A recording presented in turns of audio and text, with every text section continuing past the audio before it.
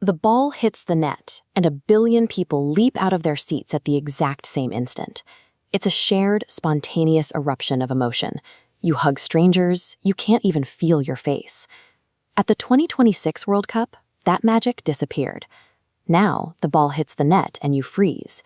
You glance at the referee, you wait for the finger to the earpiece, holding your breath until an official in a booth signs off on your joy.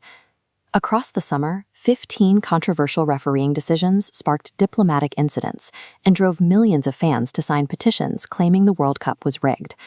The officials in the booth weren't incompetent, they were trapped. The chaos of 2026 was driven by mathematical flaws baked directly into the design of the video review system itself.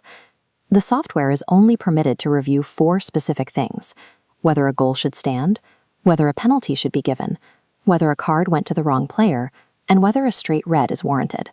It has no mechanism to issue a standard yellow card. When the referee got pulled to the monitor during the United States match to look at a split-second tangle of legs by striker Fuller and Balogun, his only real choices were to do nothing or show a red. Most experts thought a yellow was the limit for the foul. Forced into a corner, he issued a straight red. That same structural defect weaponized a rarely used mistaken identity rule during Switzerland's quarterfinal against Argentina. The referee mistakenly booked an Argentine player for a soft foul. The booth saw that Switzerland's Briel Embolo had actually dived. Since they couldn't quietly erase the yellow, they transferred it to Embolo. He already had a booking, so a technical correction turned into an automatic red card. A system designed to get calls right lacks a middle gear. Referees are forced to deliver extreme outcomes simply to appease the software's parameters. The rulebook also dictates how far back the software can look. Under a recent clarification, an attacking foul committed before a play even restarts can be reviewed, provided it directly leads to the goal that follows. That mandate was used to wipe out a scrappy Norway goal.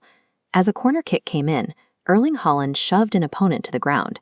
The ball wasn't even in play yet, but because he stayed involved in the passage of play that ended in the net, the goal was picked apart and cancelled. This rule reached an extreme during the round of 16. Egypt scored a slick counterattacking goal against Argentina. The booth pulled it back, ruling that an Egyptian player had committed a foul roughly 20 seconds prior and nearly 100 yards away at the opposite end of the pitch. When the technology gives officials the power to reach that far back in time to hunt for a minor nudge in the buildup, it leaves you wondering where the line is drawn and whether a truly legal goal has ever actually been scored. The 2026 World Cup introduced sensors designed to track the game with millimeter precision. In the dying seconds of their final group game, Iran scored a goal that would have sent them to the knockouts. A nation held its breath, and then the booth drew its computer-generated lines. An Iranian player had been offside by a single toe. Millimeters measured by a machine sent them packing. Croatia scored a last-minute equalizer that sent players sprinting to the corner flag. Broadcast cameras showed no foul, but a motion sensor inside the match ball detected a touch invisible to the human eye. That microscopic data point wiped away the goal and Luka Modric's 24-year international career. Yet in England's quarterfinal against Norway, a goalkeeper's clearance appeared to clip an overhead camera cable, changing its flight before a goal.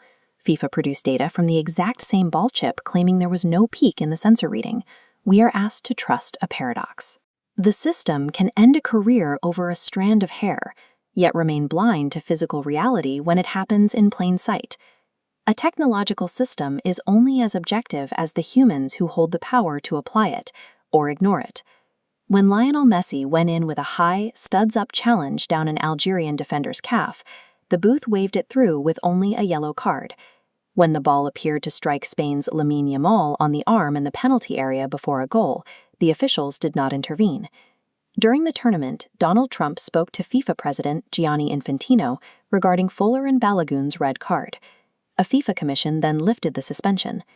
Meanwhile, players like England's Jarrell Quansah received no such favor, serving full bans for similar offenses. When an unbending technological system suddenly bends because a powerful man makes a phone call, you get a global movement of people genuinely convinced the tournament is rigged. The tournament became a graveyard of chaotic rulings. Germany's Jonathan Tah scored an extra-time winner, only to watch it get scrubbed off the board due to light contact in the build-up. Minutes later, the man who should have been the hero blazed a penalty over the bar to send Germany home. The irony of 2026 is that this system was originally sold to us as a trust machine, a tool designed to make the game fairer. By trying to sanitize the game of human error, the system replaced it with sterile computer judgments that broke fan confidence. As Argentina and Spain meet for the final, we have to consider the result. Is mathematical perfection worth the price of the sport's soul?